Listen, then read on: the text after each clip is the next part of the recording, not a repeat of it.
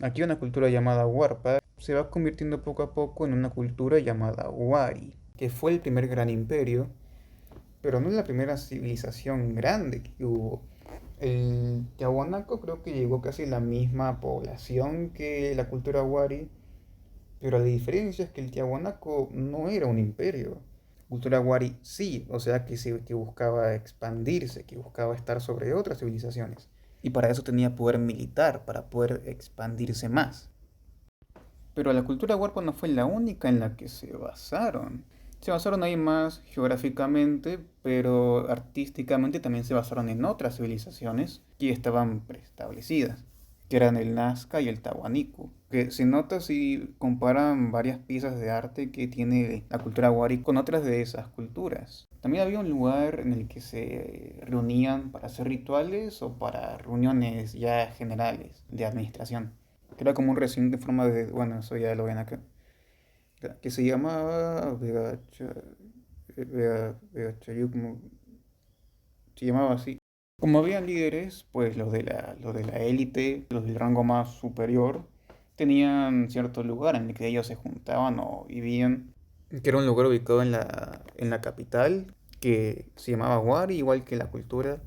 Pero no sé si era solamente ahí o si era, si habían en otras regiones también. En cambio, los demás, la gente más normal, que simplemente cultivaba y todo eso, vivía en pequeñas casitas, como si fuera una aldea.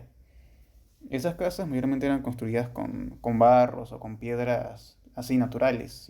Pues sí, creo que sí se polían un poco, pero era así, o sea, era mayormente barro y piedra. Pero también tenían hechas maquetas de sus edificios, que de hecho no era así, no se veía como hechas con piedras y barro, se veía muchísimo más pulida y además pintada y muchísimo más grande. Pintada mayormente con yeso blanco y algunos otros colores planos. Y algunos solían tener más de dos pisos. Ahí se retrataban más como líderes o ciertas personas de cierto nivel, cierto rango, como militares y así. En los líderes, de hecho, un dato es que los líderes se maquillaban y por eso aparecen así, maquillados en las cerámicas.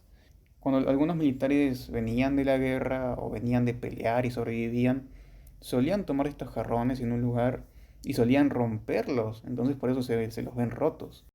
Tienen ese estilo medio caricaturesco en el que se simplifican las formas, pero aún así se entiende que es figurativo. No son abstractas, porque en lo abstracto nada se entiende. Y se puede más o menos entender las figuras y se puede asumir más o menos qué es. Tienen las típicas líneas negras, como bordeado. No tienen difuminado, o sea que son más como puro plano. Y predominan más los rojos o anaranjados. Y por ahí el blanco y el negro, y por ahí le meten un verdecito o azulito. También hacían textiles, algunos tenían patrones simples y otros sí representaban como una figura, como algún militar o algo así.